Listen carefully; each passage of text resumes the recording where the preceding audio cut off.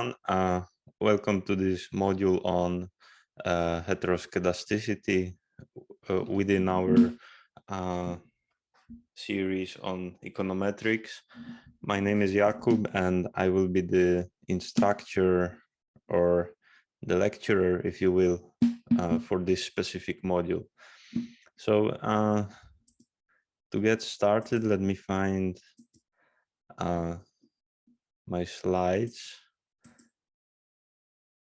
And first, let me mention that the module on heteroskedasticity, which by the way is a complicated word, but hopefully the concept itself will turn out not to be too difficult to understand. So this module will be divided into two lectures. The first lecture, which is this one, is an introductory lecture where first we introduce the concept and discuss what it means, and then we will see what implications it has or how it is related to the familiar concept of linear regression. And then we will have a second lecture on that module where we will deal with slightly more advanced issues related to heteroskedasticity. So before we jump in, let me just say a few words about myself. As I said in the beginning, my name is Jakub. People in my home country also call me Kuba, which is a related nickname. I'm originally from Poland. I received my PhD in economics from the University of Arizona. And at the moment, I work as a postdoctoral researcher at the Digital Markets Initiative within the University of Florida, where I do research on the economics of digital markets, and I use quite a lot of econometrics in my everyday work. So I'm really happy to be able to contribute to this project here and share a little bit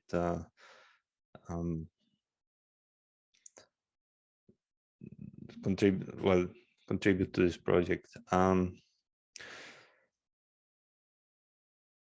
Here you also have my email address at the bottom in case any questions arise regarding the context of this lecture, or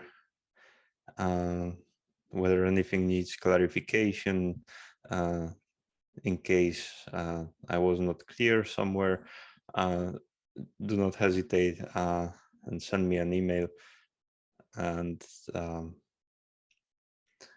I will do my best to clear up any questions to the best of my ability.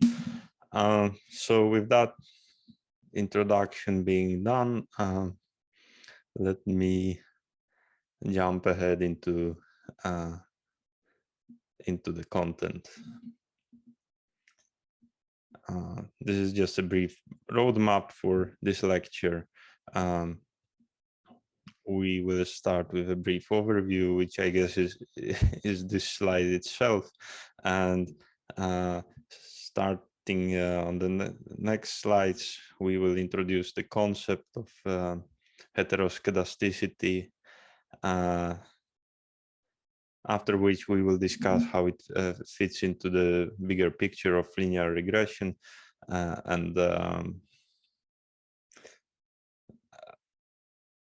and then we will conclude and summarize what we hopefully learned in this lecture. So to begin, let us start with a brief reminder. So you are already familiar with the concept of linear regression, or a linear model, which is a model that we use to describe the relationship between a dependent variable y and one or more independent variables denoted by x. And the equation on this slide describes that linear model in vector notation.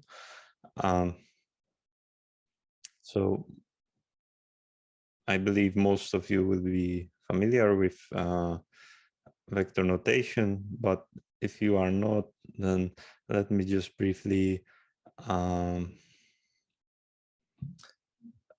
explain something here.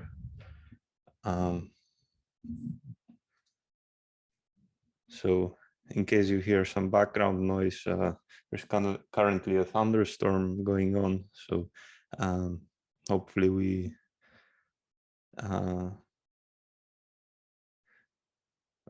do not get too distracted here. But back to the linear regression. So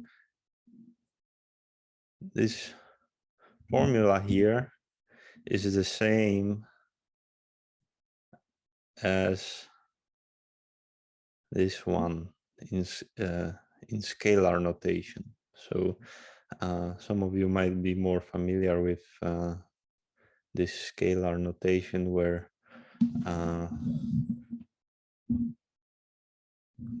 where we single out each variable separately. So this is just to bring everyone on the same page. And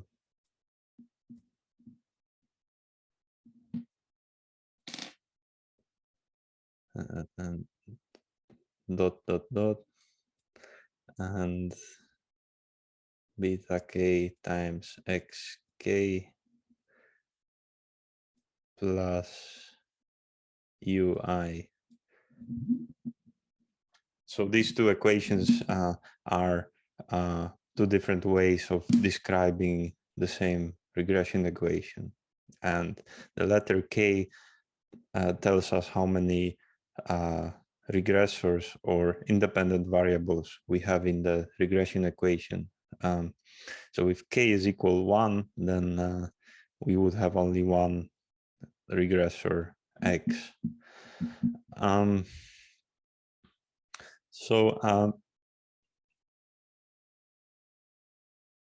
then, of course, what this model does, just to briefly remind you, it fits a lot. It fits a line to the data. So if we have one regressor, we will have some data points here, and then the model will fit a line that minimizes the squared distances between the line and the single data points. And in this lecture, we will focus on the standard errors of these beta coefficients that we estimate, because as it turns out, the concept of heteroskedasticity is primarily related to standard errors, but I'll talk more about it in the next slides. As mentioned before, this lecture will deal a lot with standard errors of coefficients. So just to remind ourselves, standard errors of a coefficient estimate, which, by the way, we will denote by the small letter b. Let me highlight it here. So B stands for the estimated coefficient, while what you saw on the previous slides, beta would be the population coefficient. So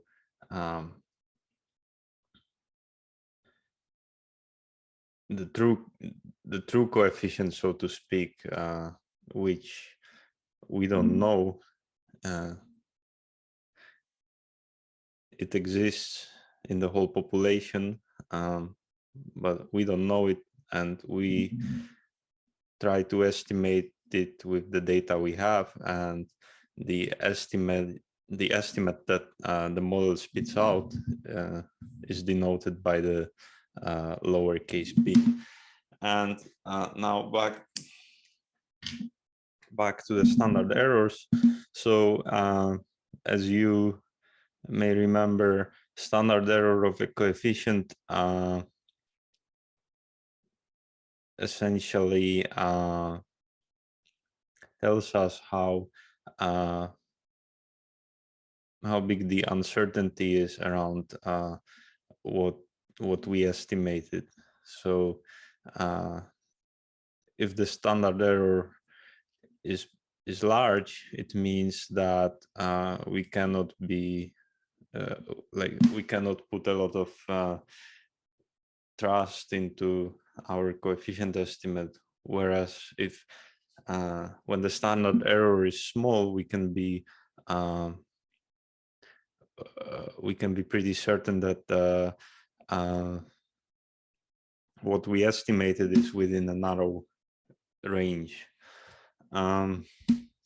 So standard errors are very important for interpretation and hypothesis testing, and of course, in the context of linear regression, the most common test is whether a coefficient is whether a coefficient is statistically different from zero. So usually we would write down a hypothesis test like this,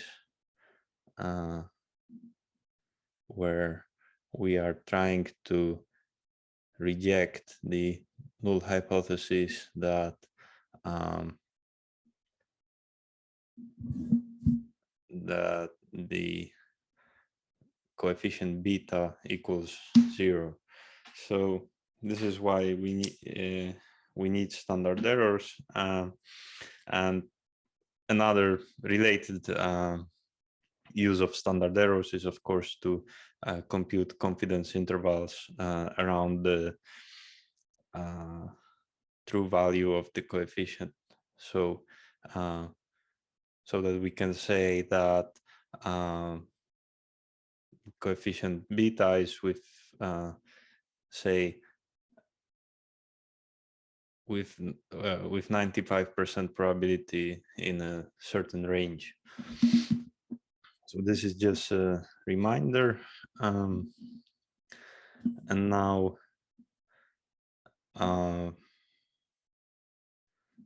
let me get rid of the drawings here. Jump to the next slide.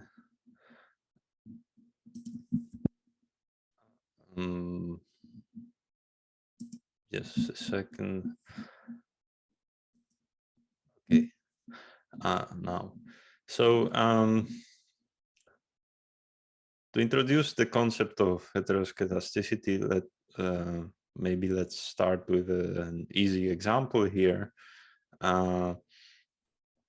We have a simple regression model here where we are trying to explain earnings with education. So here the hypothesis is that more education leads to higher earnings, which essentially means that we would expect the coefficient beta 1 to be positive. Okay, so we would expect beta 1 to be greater than 0. We will estimate that coefficient.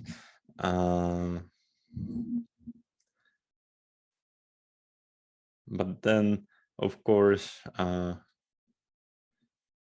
linear model doesn't fit the data perfectly. So what about the error terms, which are the portion that is of earnings that is not explained by years of education? We will see on the next slide. Let me erase again and jump to the next slide. So here we have the graphical result of the regression, which we introduced on the previous slide. We can see that, so on the x-axis, we have years of education from 6 to 18, and on the y-axis, we have earnings, which is the dependent variable. I'm not sure what the unit here is for earnings, but it doesn't really matter. What matters is that we can see that there is a positive association between education and earnings, meaning that the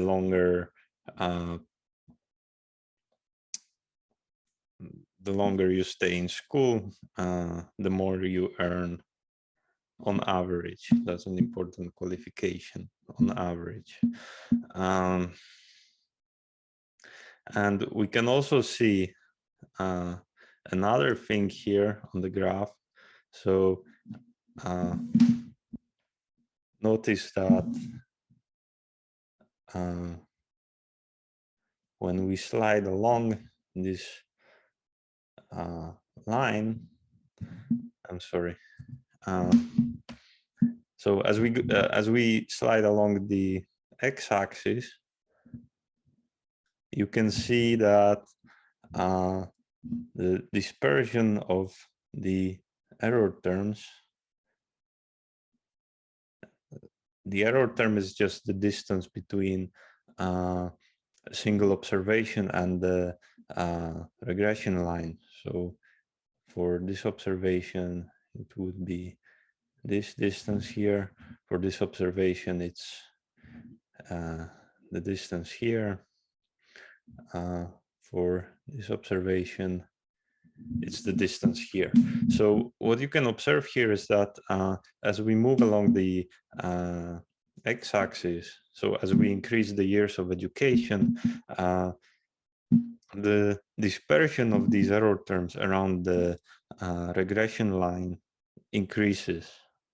And this is what we will call heteroskedasticity.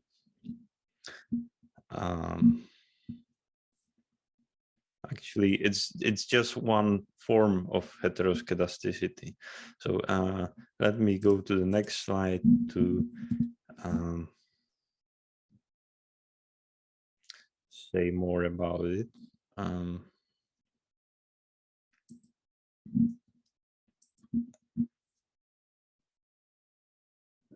Well, this is essentially capturing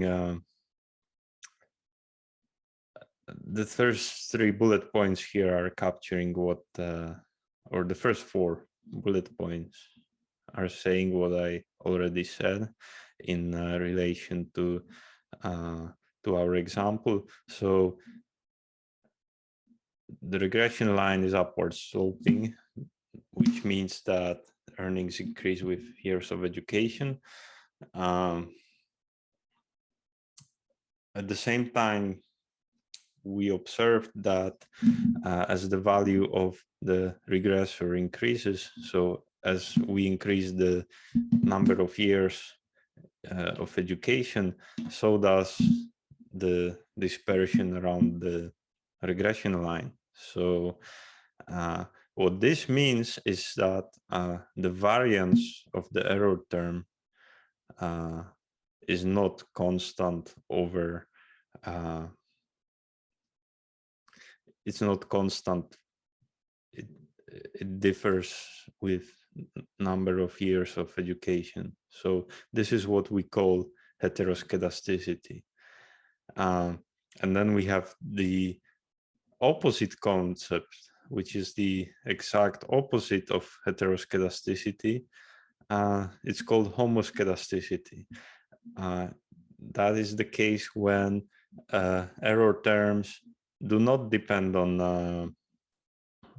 the independent variable, and we have constant variance over the whole range of the independent variable. We will see an example of both next to each other in a few slides. But before, let me present some definitions. Okay, so the definition of homoskedasticity is that the dispersion of the error terms in our regression does not change over the range of the independent variable of or variables x, and that's the default. That's the default assumption when we estimate our linear model. This is the default in most or all statistical packages, including R. And in formal mathematical terms, the way we can express homoskedasticity is with this formula where we say that the conditional variance of the error term u conditional on x is equal to the overall variance of the error term u, meaning that that variance does not depend on x. It is constant over the whole range.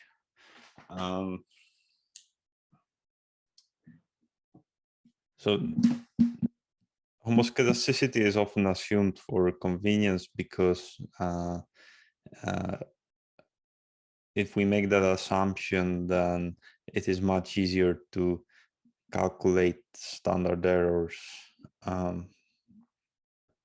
However, nowadays with all the computing power that we have available, it doesn't really make much difference whether formula is simple or complicated, because the computer does all the calculations for us. And so we would like to ask ourselves whether this assumption of homoskedasticity, which, as I mentioned, is often the default assumption, whether it's actually plausible in the real world. And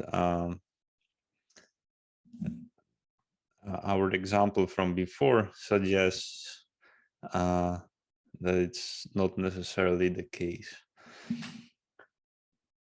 Okay.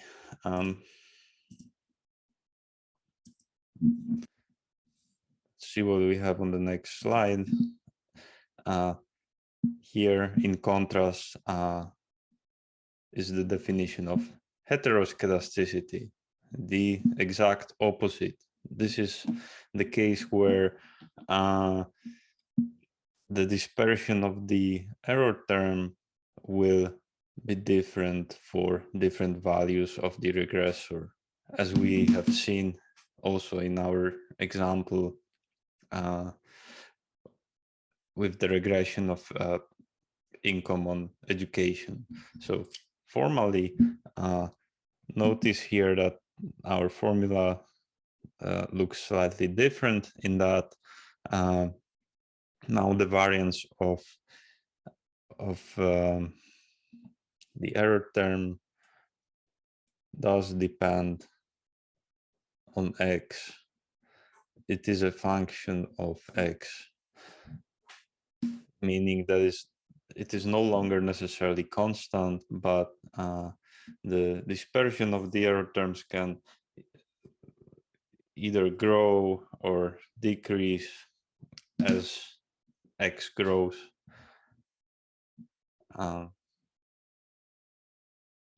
As it was the case in our example, where as we increase the number of years of education, the dispersion in the error terms also grew. So those are the definitions: homoskedasticity and heteroskedasticity.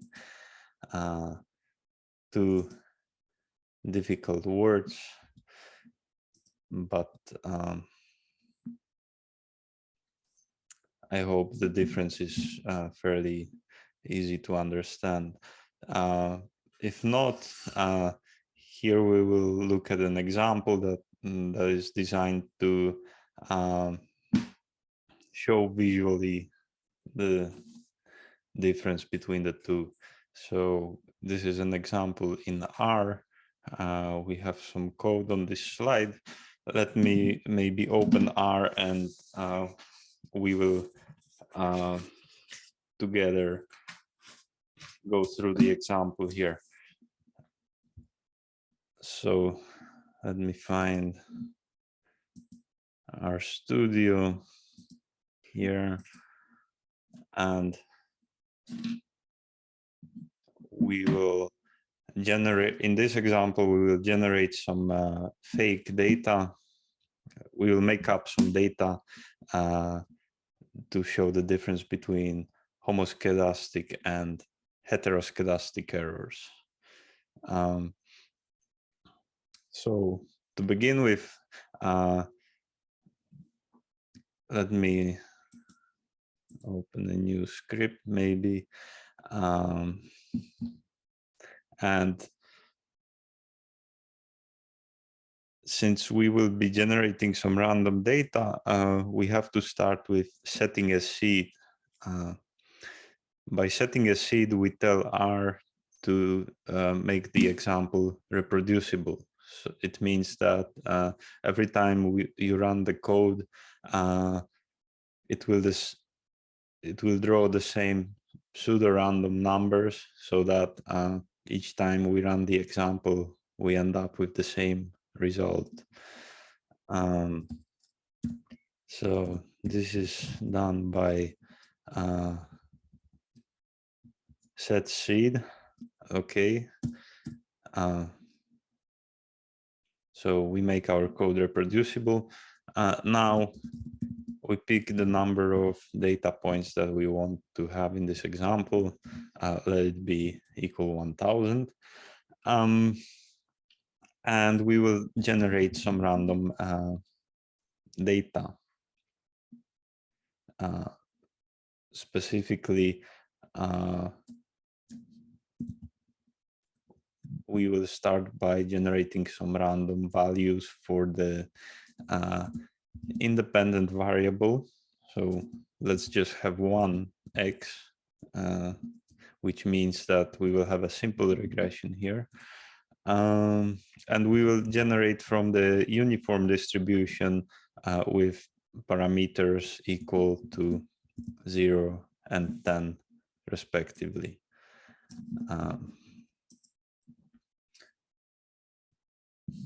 And then we will also generate some fake error terms. And first, let's generate some homoskedastic error terms. We will draw 1000 error terms from the standard normal distribution, which is achieved by this line of code. And then we will draw heteroskedastic error terms. That's U2 here. So we will tell R to draw 1000 errors. But this time we will specify a standard deviation that is dependent on X. That is how we achieve heteroskedasticity, by making the dispersion of the error term dependent on X. Okay. Now that we have this data, we will assume some true coefficient values for our regressions. So let's assume that the intercept beta 0 equals 2. And we will also assume that beta 1 is equal to 0.9. So these are just arbitrary numbers. You can assume whatever numbers you like, and you will still be able to get out the same essence of this exercise. And now we have all ingredients to calculate the dependent variables based on the true linear population model. So we say that y1 is equal to beta 0 plus beta 1 times x plus u1. That will be our homoskedastic relationship. And then by analogy, let us write the same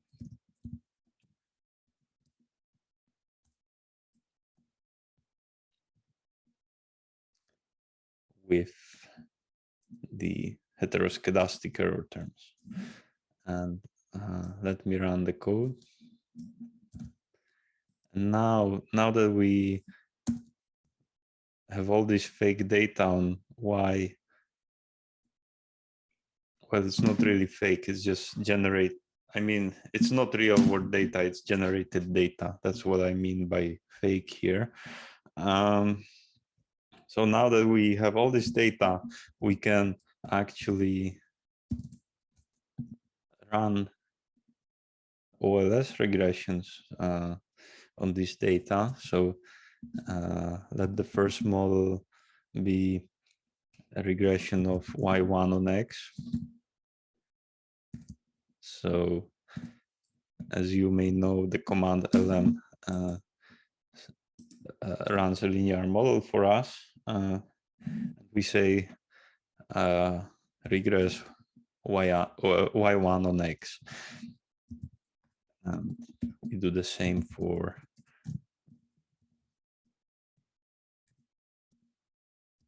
with y2. So let's run these two models. We don't have any output here, but the results of the models are in our environment, in our memory. We don't necessarily need to look at the results because that's not what we are primarily interested in here. We just want to see how the error terms look like for each of these regressions. So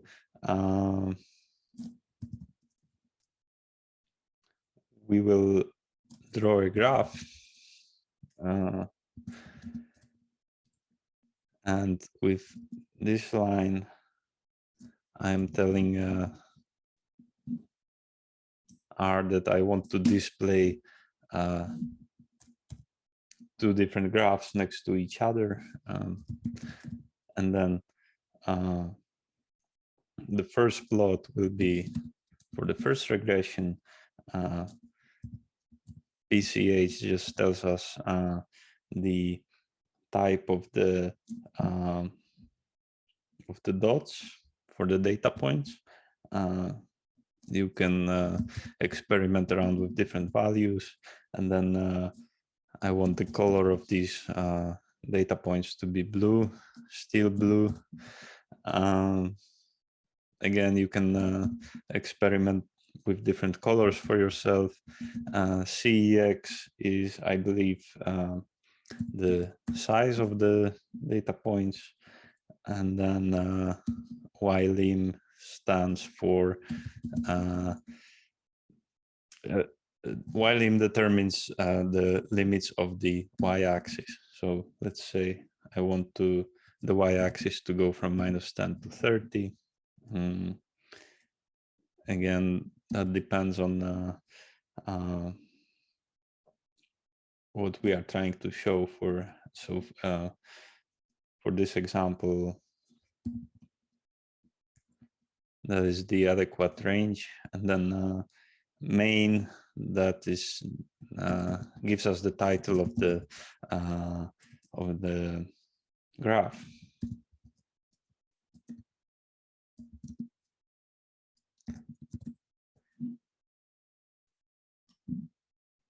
And then we have one more command, which is upline. What this does is it adds a regression line to the scatter plot. So we want a regression line from the first model.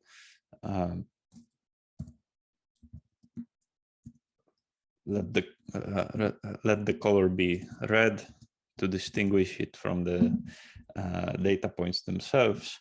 So let's say dark red, and LVD stands for line width. So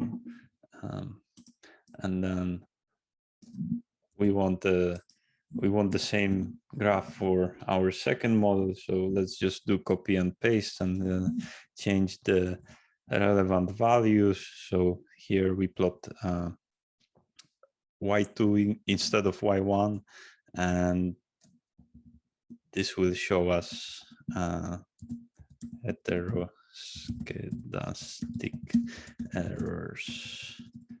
And then, of course, the corresponding regression line is from the second model.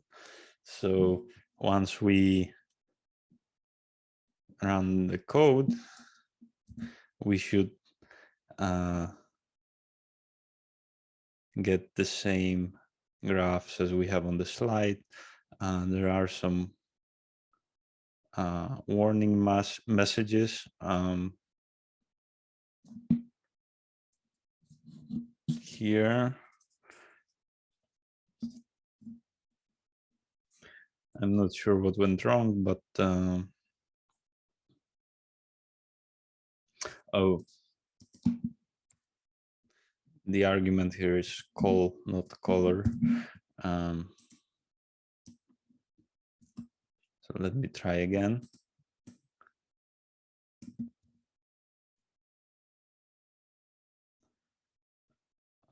And there's still some problems. Let me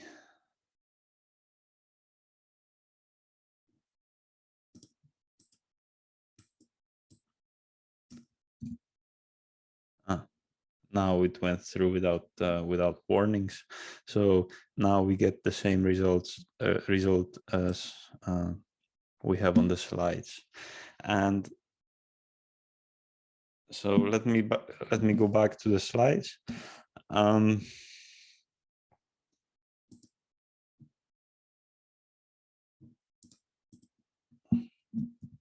encourage you to go through the example for yourself one more time.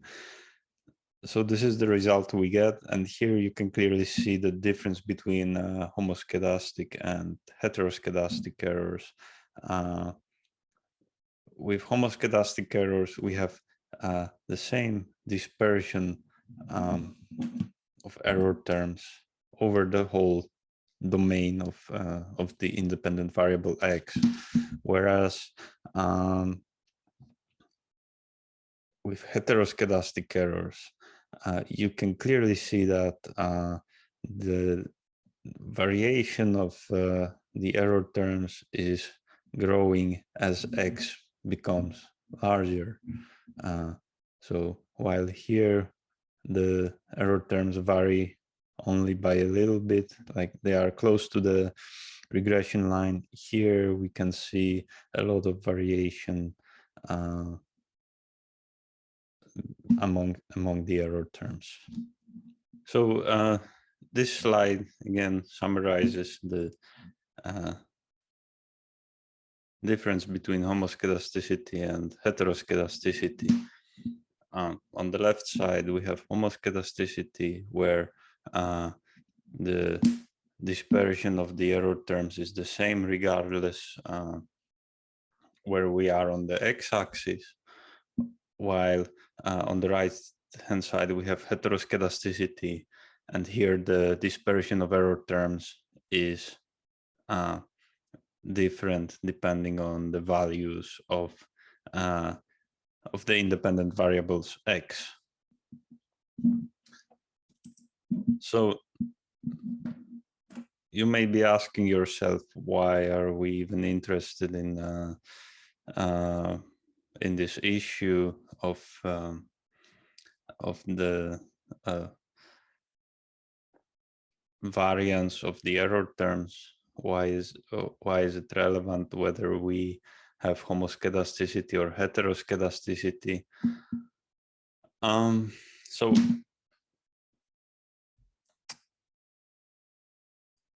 it doesn't matter directly for the coefficient estimates, actually, whether we have homoskedasticity in the data or heteroskedasticity.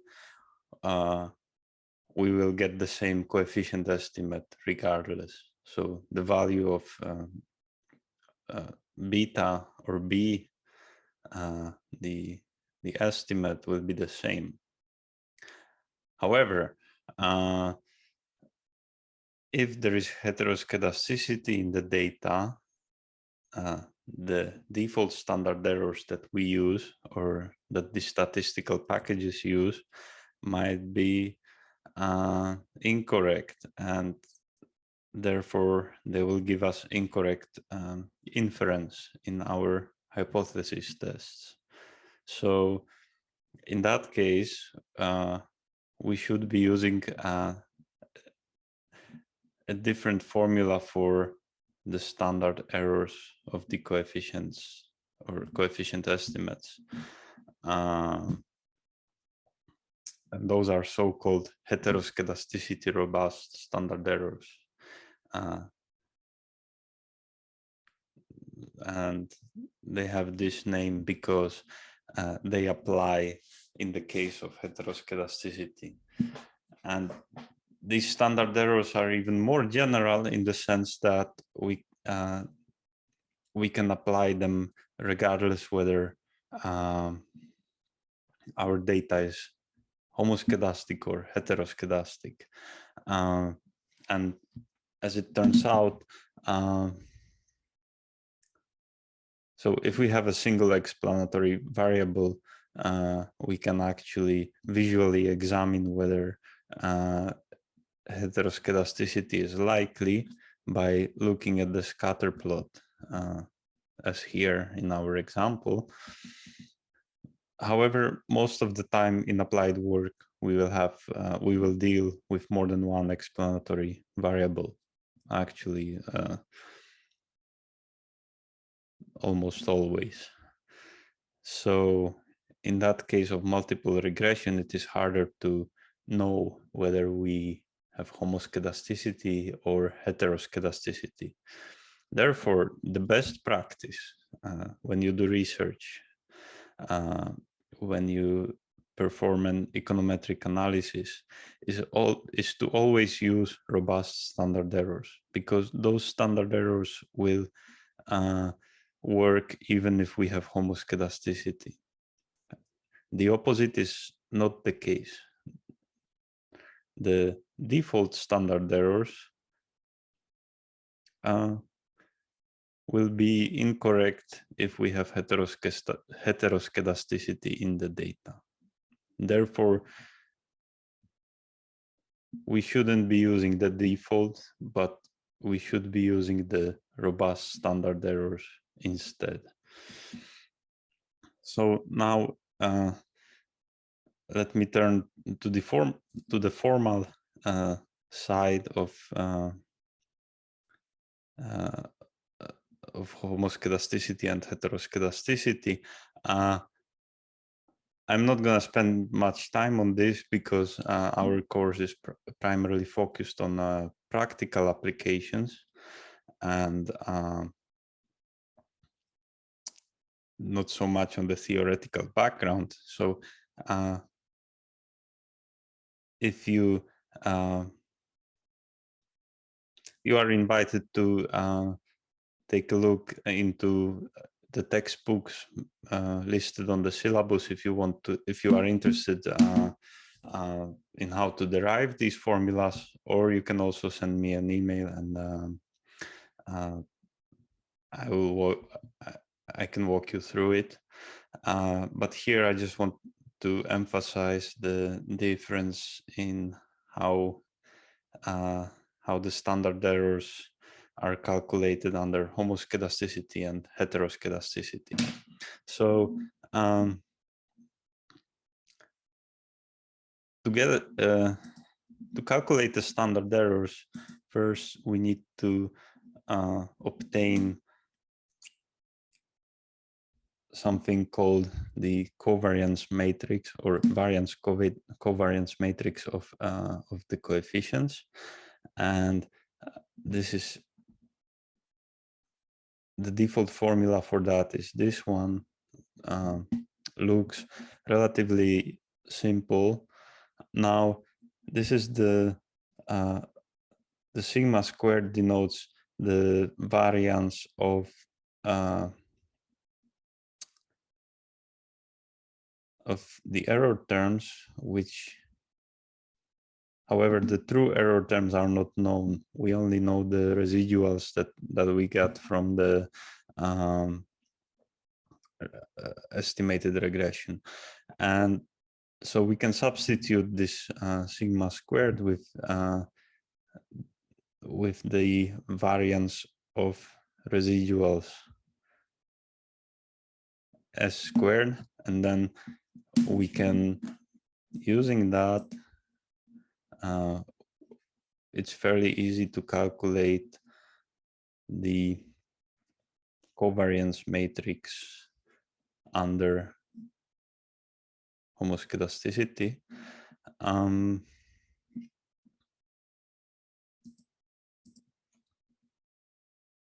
So this is the modified formula at the top, where we replace sigma squared by s squared. This will give us a k by k matrix of coefficient variances and covariances with each other, and the variances are on the diagonal of this matrix. So in order to obtain a standard error of a given coefficient, let's say, let's call it the coefficient bj, we have to take the square root of the respective element in the covariance on the diagonal of the covariance matrix. So as I said, I'm not going to go into more detail here. You are welcome to send me a message if you are interested in these steps.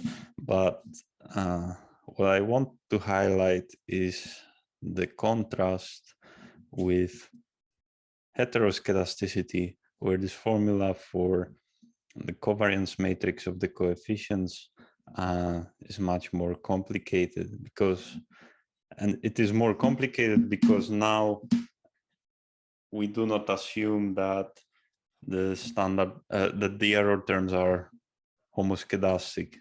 In other words, we do not assume that the variance of the error term is independent of the regressors, and that's why we cannot make some of the simplifications that we could have made under the default of homoskedasticity, and this is why this formula is so complicated. And these robust standard errors are often called either the Eicher-Huber-White standard errors after the people who came up with the formula, or just White errors, short. And this robust standard errors are also often called, or actually the robust covariance matrix is often called the sandwich estimator in reference to the complex formula, which we've seen on this previous slide. As you can see, indeed it resembles a sandwich in that this part and this part are the same, so the formula looks kind of symmetric with the meat in the middle. Okay.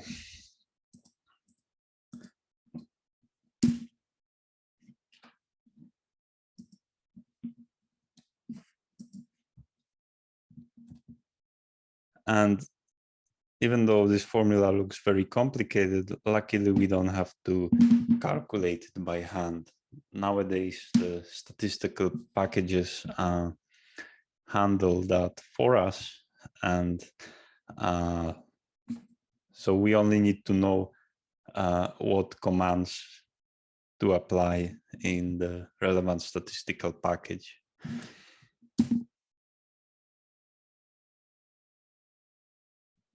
So, as I said before, the default OLS estimation in R gives us the homoskedasticity only standard errors, which is not what we want. So in R, we will have to use a combination of the sandwich and LM test packages to obtain heteroskedasticity robust standard errors. There might be, of course, other ways to get the same result, but this is probably one of the most common ways to obtain robust standard errors. So in the next example, which we will also do in R, we will look at a side-by-side comparison of estimation results with homoskedastic errors and heteroskedastic errors. And for that, we will use one of the data sets that are built in, I believe, in the sandwich package. It contains data on public school expenditures in the US by state. So let's go ahead and do the example on this slide. I'm going to reopen R so that we can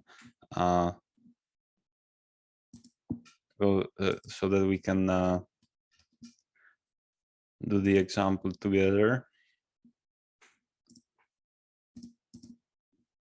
Okay, I have R here. I still have the leftovers from the previous example. Let me get rid of this and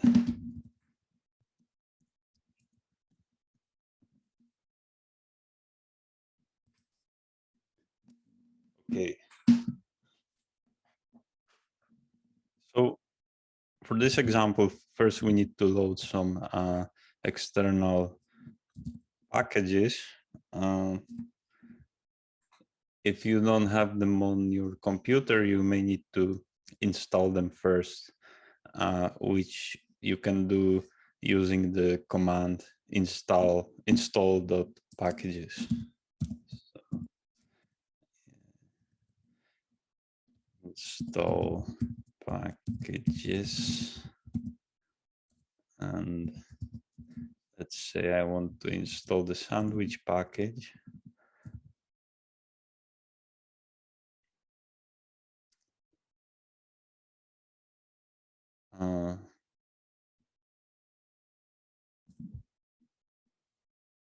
I got some warning message, but then looks like the package got installed anyway. And then once the package is installed, I can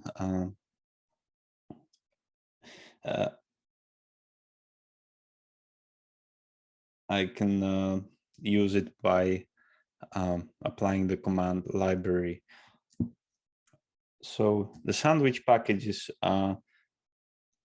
we need that for estimation of robust standard errors. And then we also need a package called lm-test. This is for hypothesis testing with linear models. And it's the combination of these two packages that we need in order to have robust standard errors in the linear regression model. And then I am going to call a third package. Let's see, did I type correctly? Yes, library. This is a package called Stargazer, and the purpose of this package is to produce visually good-looking regression tables. So this is especially useful when you want to publish your results, when you want to export them into a research document.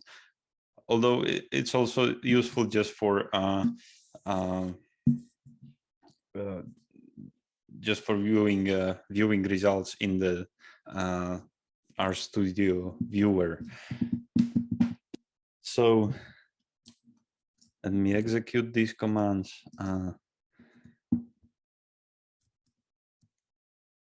Now these packages are loaded, and now I'm going to call a data set called public schools. This data set is included in the sandwich package, I believe. Now you can see here on the right that this data set is in the memory. And now if I want to learn some details about this data set, I can just type question mark and the data set name, and let's see what this does. So now what I get is in the bottom right window, I have a description of this data set. This data has 51 observations, so one for each state, with two variables: expenditure, which is per capita expenditure on public schools, and income, which is per capita income in a given state. So this is the data we will work with, and now we just regress. We regress expenditure on income, and we do that by with the familiar lm command. So linear model expenditure on income, and we specified that the data we want to use is public schools data. Okay, let's go ahead and execute it. You can see the linear regression results are here in the memory. And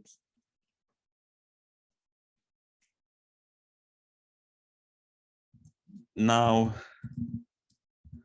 we want to add robust standard errors to those regression results.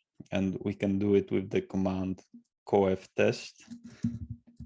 And we apply this command to the regression results which are stored in OLS default. So actually, this has to have a different name. Let's we will call it OLS robust. And here we, with this argument, we specify what type of robust standard errors we want to have. Okay, or what type of variance covariance matrix. So this is variance covariance heteroskedasticity. And let's go ahead and execute this. So now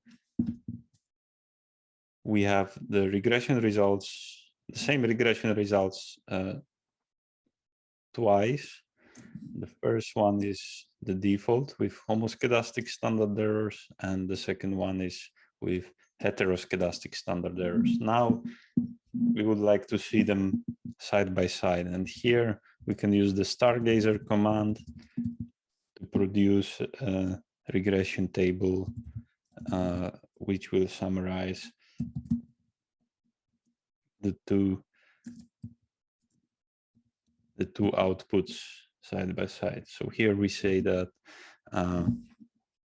we want these two results, and then we can provide some additional arguments, such as that we want to the table to be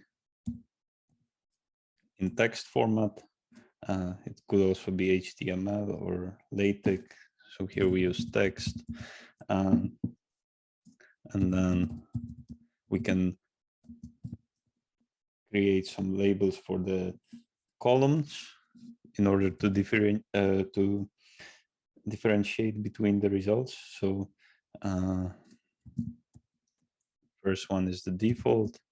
The second one is regression results with robust standard errors. So robust. And then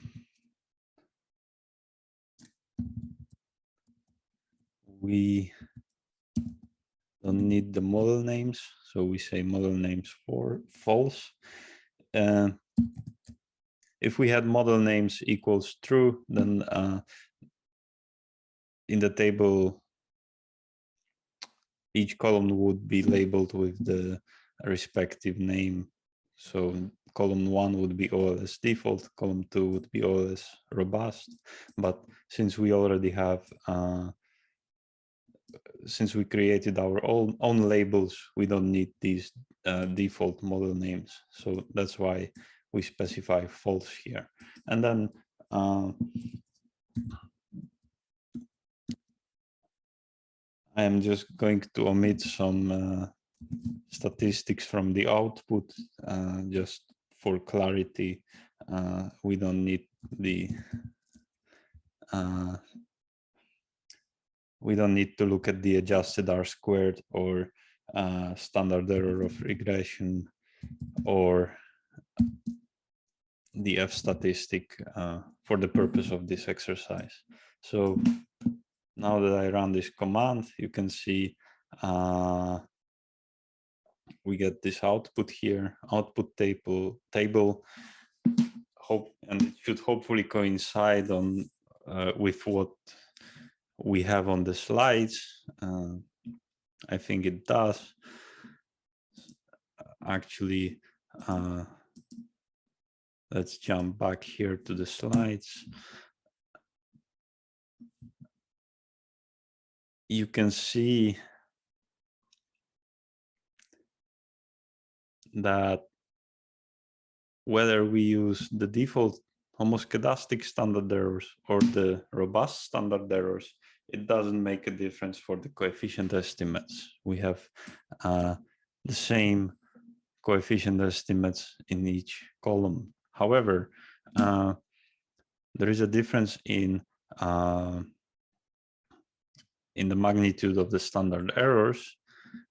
The robust standard errors are somewhat higher than the default ones, and this is typically the case.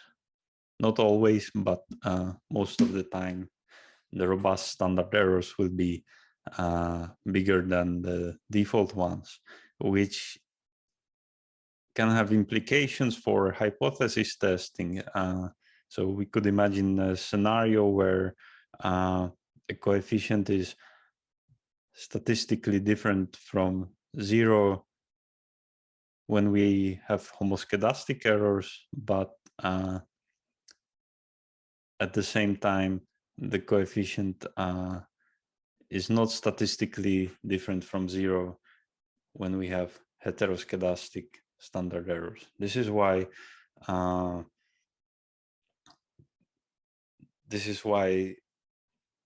it is so important to work with the correct, not correct, but with the appropriate standard errors. And appropriate in most cases means robust. So just to summarize the key takeaways from today's lecture is the first important point is that homoskedasticity is unlikely to hold in real world. The second point is that when we estimate a linear model, we should always calculate robust standard errors unless we have strong evidence or unless we have a strong indication that error terms are homoskedastic, but this is actually rarely the case. So, and another point is that robust standard errors will work even if there is homoskedasticity, and this is not the case the other way around. So it is better to use heteroskedastic, better to use robust standard errors when there is homoskedasticity than to use the default standard errors when there is heteroskedasticity. So I know a lot of what we covered today might have been confusing to some of you. So if there is anything that still needs to be clarified, or you have any questions regarding the presented material, feel free to email me at the email address that I provided on the second slide. And thank you for your attention, and see you in the second part of this module.